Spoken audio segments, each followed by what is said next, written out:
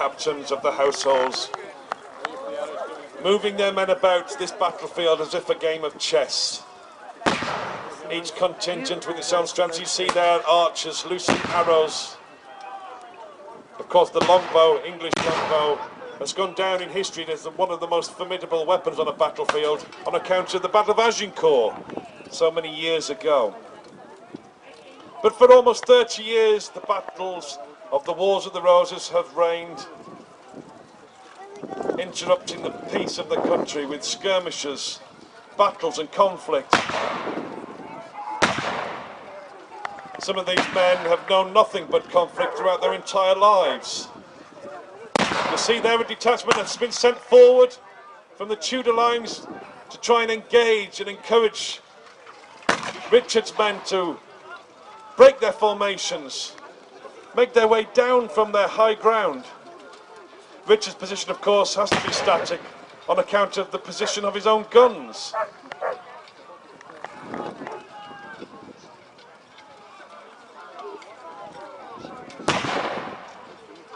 Whilst you might find heavy artillery on the field, you also find hand gunners as well. Black powder weaponry has now made its way onto the English battlefield.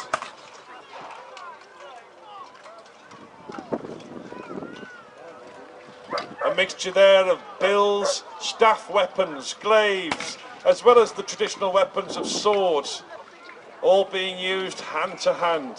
Brutal warfare. Among some of the weapons would be war hammers, mace, poleaxe. Indeed, we only have to look at the archaeology from the Battle of Towton to find a skull excavated from that battlefield, a skull with a square hole in it. A square hole achieved, therefore, by the spike of a poleaxe. Imagine that. The swing of a poleaxe crashing into the helm, the salle of the man underneath, penetrating through its metal, the padding underneath, into the skull, killing the man in an instant. Gives you some idea of the brutality of medieval warfare.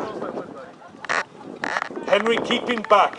This is a trademark of Henry Tudor, keeping back, surveying from the battle. Whereas Richard was a man of action, Richard was a soldier, he thought like a soldier. He would engage himself in the actual fighting, not just making the strategic decisions as Henry might. This is the mark of the men, something that separates the two of them. For the first of two pair runs. Here they go, Prince Malik and Arshad Mahmoud on Basil and Blackjack accordingly. There's two touches, a touch for Prince Malik and a touch for Arshad Mahmoud.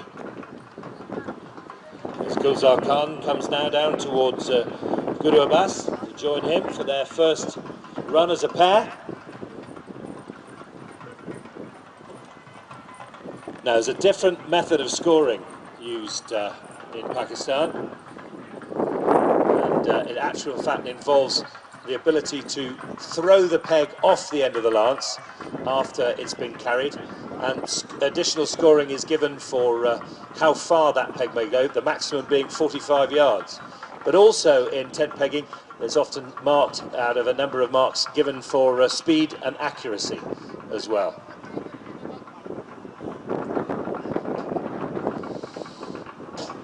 So discussion between Guru Abbas and Gulzar Khan as to which pegs that they're going to go for, which lane each. And here they go. Lance is presented. And a carry. A carry for Gulzar Khan and a blank for Guru Abbas. So at the end of the third run, 12. 12 out of a maximum 15 so far. Just behind him, Prince Malik with 11 and Arshad Mahmoud on 10. Here they go, all four of them off. Let's look.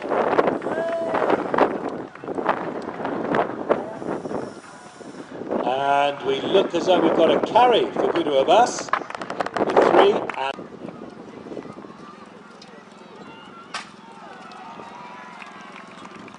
Now that seems to be that. And the counting house, never having handled a musket in practice, never mind in the grim reality of war as we see it now. It's the militia, poorly uniformed and equipped. 1 or 2 pairs of uniforms that they wore, or indeed that their fathers may have worn during the 7 Years' War, the French and Indian Wars against the colonial French government. A war which in its own way led to this revolution. The colonists, having been saved from the French, resented paying taxation to support the British forces who had indeed thrown out those same Frenchmen. And so that resistance to paying military taxation, one of the reasons these colonists are now rebelling. So in their ranks, as I said, unskilled men, alongside veterans of the French and Indian Wars, frontiersmen in their hunting shirts, wearing Native American equipment themselves, fighting in that Native American way. And also in their ranks, men of colour, as they were termed in those days. Slavery was still existed to the colonies. Several men of colour, many men of colour, lost their freedom if they fought for either the colonists or indeed King George, on the terms that their slavery would be remitted and they would be given land at the end of the war. Also very prominently we see women taking part also.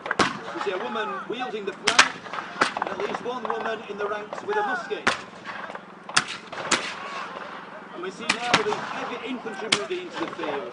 So far we've seen the skirmishers, the light troops, the militia, and the Native Americans fighting in their own inimitable way. And now we have King George's finest, a detachment of His Majesty's 22nd Regiment of Foot, the famous 2-2s, and the 47th Regiment of Foot, Wolf's Own. These men armed and equipped in the traditional British manner. They're compatriots in the Guards fighting in open order, with round hats, the light infantry musket, the 26th and the 47th in close 2-rank formation with a formidable round base musket.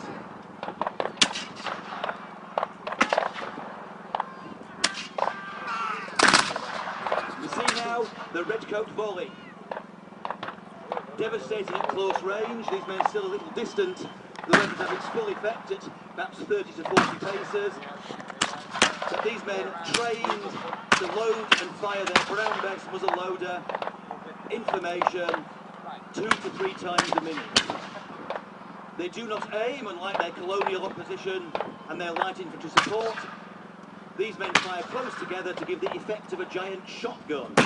No individual aims at any individual, but hopefully the shotgun effect of so many muskets being fired will cause casualties.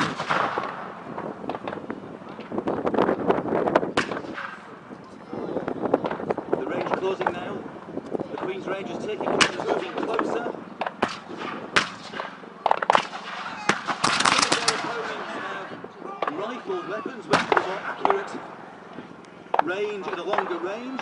The problem with the rifle is it takes longer to load. It's more accurate, but carries a lighter ball and perhaps can be fired once a minute. Its other main drawback, as we may see later, that these men, the colonial militia, do not carry bayonets. Maybe they're being humanitarian and pulling the Germans out of that beaten zone of destruction that is the German supply dump if that Spitfire comes back. The oil drums will be tossed in the air, there'll be flame everywhere. People will be incinerated if they stay there. As long as the pyrotechnics work all right.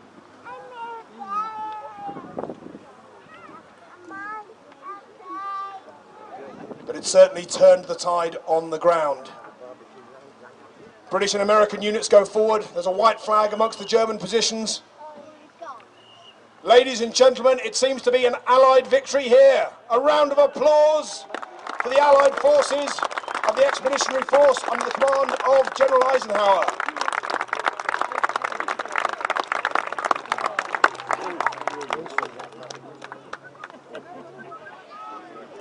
There is still the matter of that small German supply dump, however.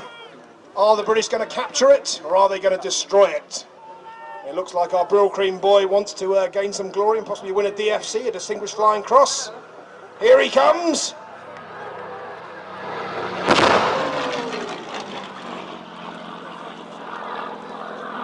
To be putting each other's shield. In they go. Here we have a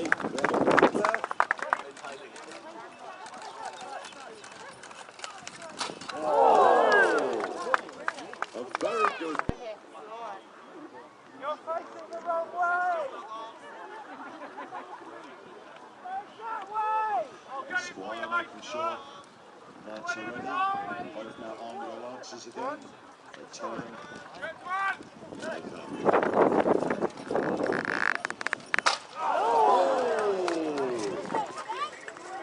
Really is from Germany as well, ladies and gentlemen. He's from Holland, Here isn't they he? come.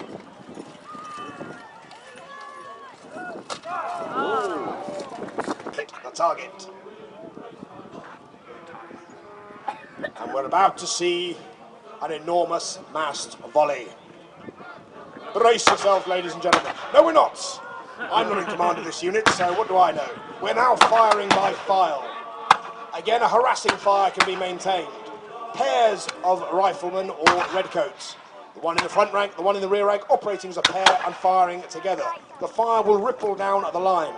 This is an excellent way to conserve ammunition, whilst at the same time continuing a steady harassing fire upon the foe. And it was, of course, the job of the plucky British Infanteer to stand shoulder to shoulder for most of the day on Sunday the 18th of June, weathering the storm of shot and shell directed at them by too small a detachment to carry the colours. The colours, of course, being the enormous flags, the squares of silk that every battalion would carry, with a king's colour and a regimental colour. A huge volley, ladies and gentlemen, a round of applause, I think, for our infantry. For Henry Tudor. His commanders pulled back his men. And here is Henry Tudor into the field. Followed by his standard bearer, the green and the white, with the red dragon on it. Henry Tudor himself in metal plate armour. This man, though, is not a warrior general like Richard is. This man is wily and political. He relies on Oxford to steer the strategy of his battle. These guns of Richard's rain down their deadly shot on the battlefield. And we know from archaeology these guns were used. Over 29 items of shot have been excavated from the battlefield we now understand it to be. The largest collection of medieval shot from any battlefield in Europe.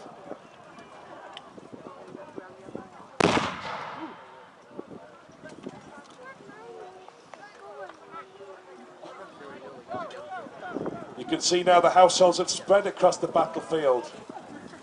Henry will be employing new tactics, trying to advance upon Richard's static spot on the top of the ridge with columns of attack.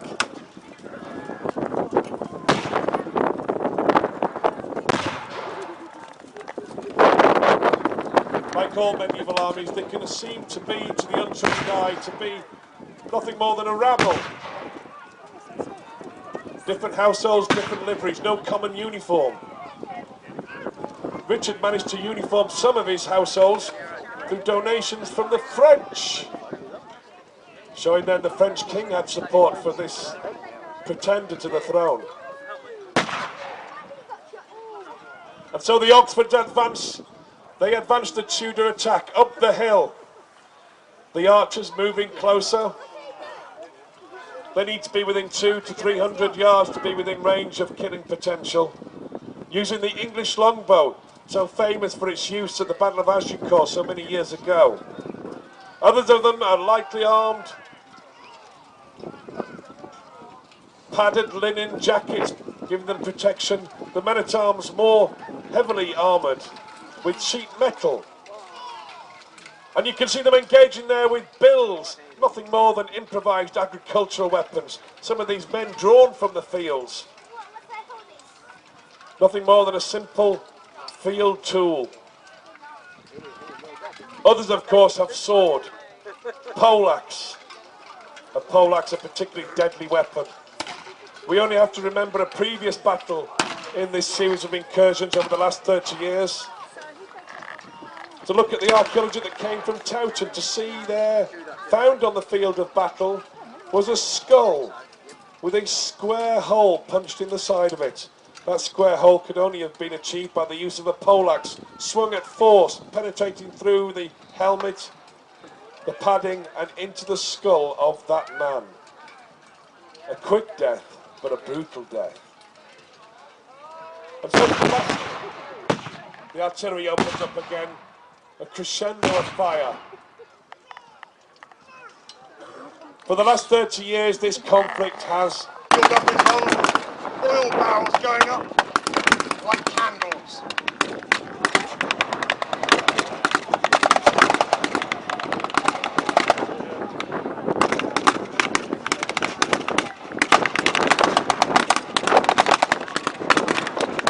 And the German forces doing their best. They have a machine gun, they have a mortar, they have a half-track, they have the element of the high ground on their side.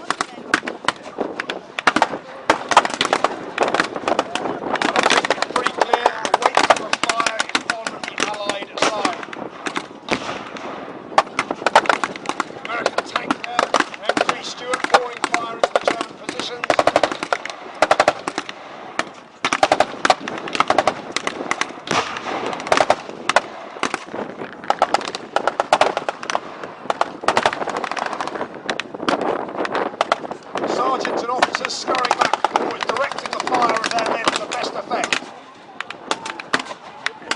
The Americans pushing forward aggressively.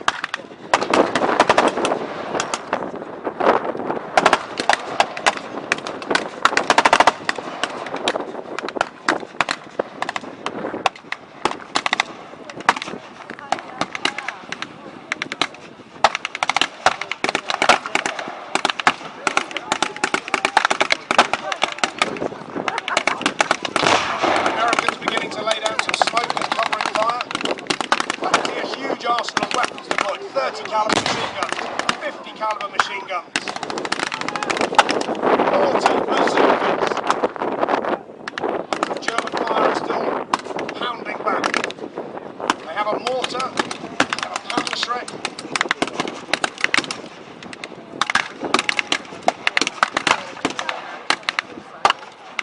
But certainly the Germans are pinned down. Whether they have any fire support available to them, we don't know. If there's a forward air controller, maybe a mortar fire controller that can call up some artillery, some mortar strikes, that's probably the best the Germans can hope for. The German Luftwaffe, the Air Force, is pretty much non-existent. The Allies have virtual air superiority over their bridgehead on the Normandy coast. One or two roving aircraft might be in the vicinity, but wings of British, Canadian and American aircraft are patrolling and knocking anything with a cross on its wings out of the sky.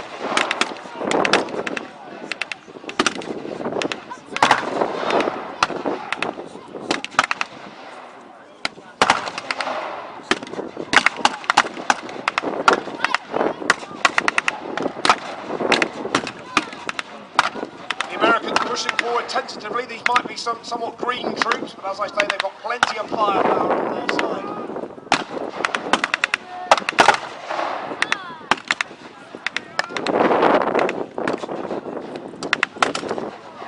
Frankly, I'm not sure why those Germans aren't retreating. Unless they get support very, very quickly indeed, the end is nigh for them.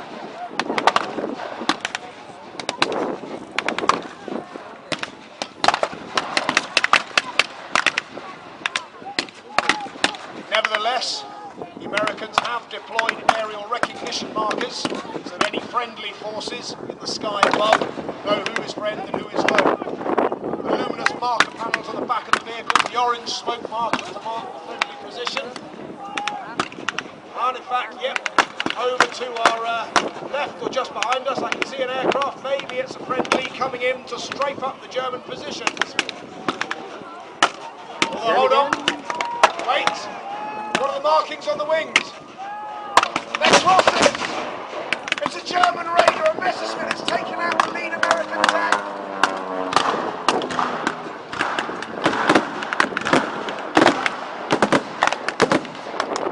Anti-aircraft fire chases the German aircraft, but to no effect.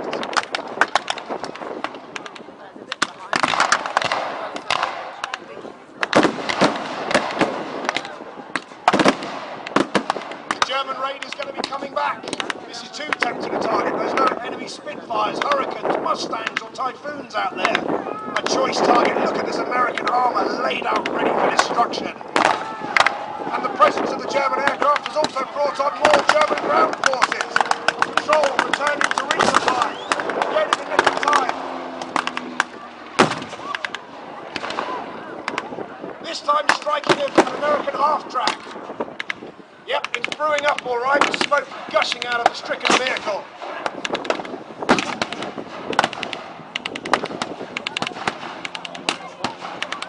He's coming round for a power dive. Hear that engine screaming. Another bomb crashes to the ground with this fighter bomber. Now things have changed. The Germans almost outnumber the American forces, and with air superiority, local air superiority here on their side, the Germans are in a confident position. They're pushing forward, overrunning the lead American elements, charging forward, taking over that stricken American vehicle.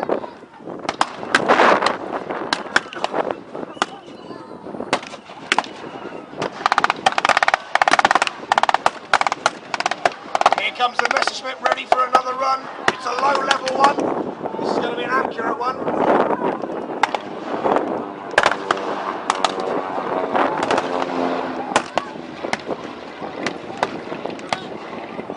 Maybe he's out of munitions.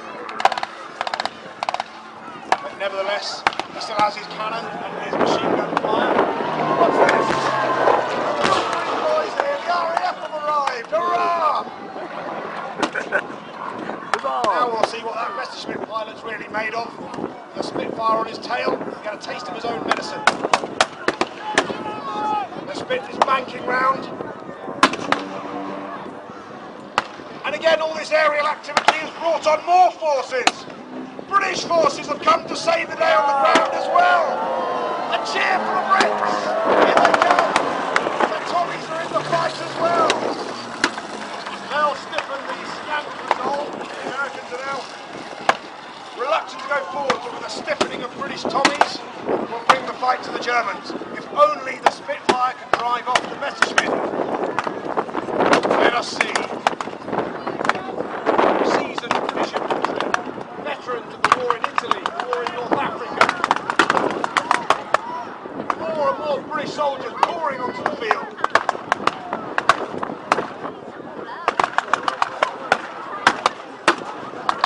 I think the Messerschmitt's taking a hit. Is that glycol and fuel vacancy? It is, look! The Spitfire's on his tail, he's raking it! Stem to stern! Brushing the trees with his wingtips! Daredevil flying at his best! That Messerschmitt is out of the game, and no mistake. Look, the Messerschmitt's going down! It's going down! Plummeting out of the sky. The pilot wrestling with the controls, desperately trying to pull it back and place it. More smoke pouring from his engine. The tortured engine screaming.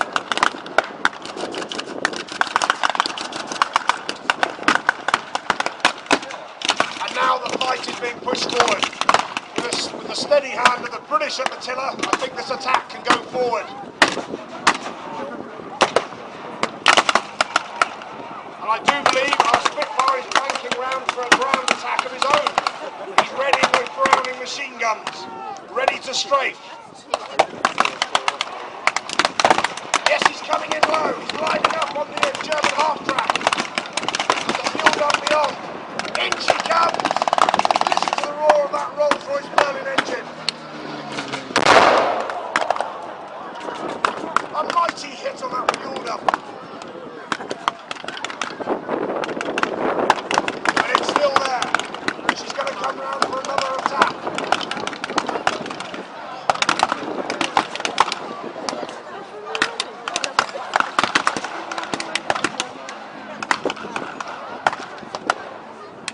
We need to knock out that fuel. There's no need for the Allies to capture it. The Spitfire's going to come round again, and we're going to really see what the Brilking boys are made of now. Can they hit that German target with pinpoint accuracy? Banking round from the north. The firepower of 8 Browning .303-inch machine guns ripping that fuel dump apart will be a sight to behold. Here she comes again. Over the tree line, raking the German fuel dump.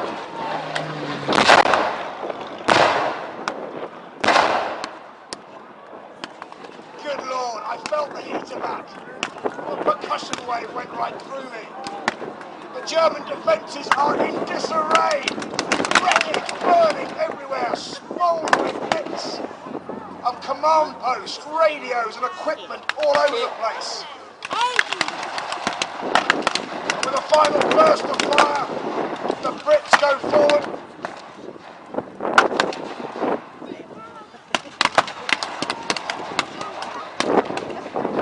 I think it's time to launch the bayonet attack. The British here can show what they're truly made of and launch the final attack to clear that enemy position. Most of the Germans bravely defending that dump. Fallen casualty.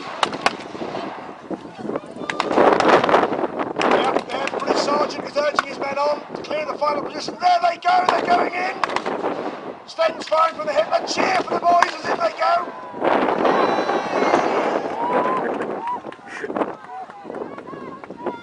And it's all over. The last of the German defenders coming out with their hands raised. I can see a white flag. And another few German soldiers go into the bag. And the war is over.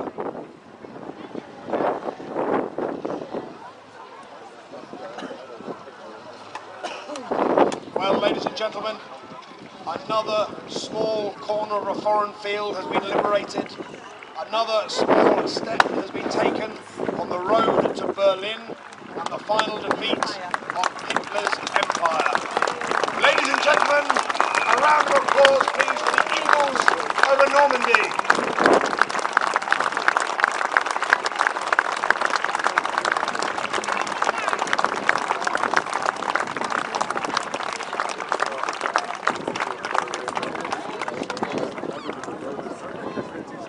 When it's finished, come out, yeah?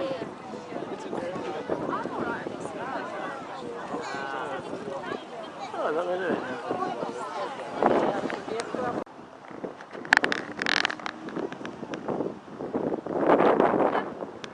Ladies and gentlemen, thank you very much indeed. A round of applause please for our performers and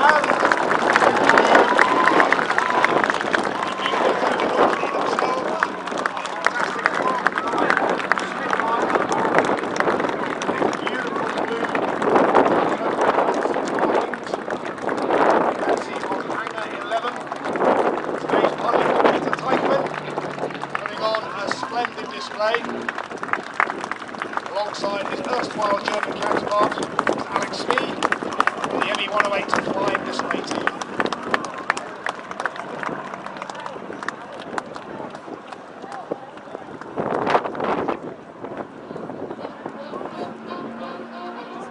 And as the strains of Glenn Miller's American Patrol appropriately echo out of the Rid of Peace, we have to the one final time for the mass performers of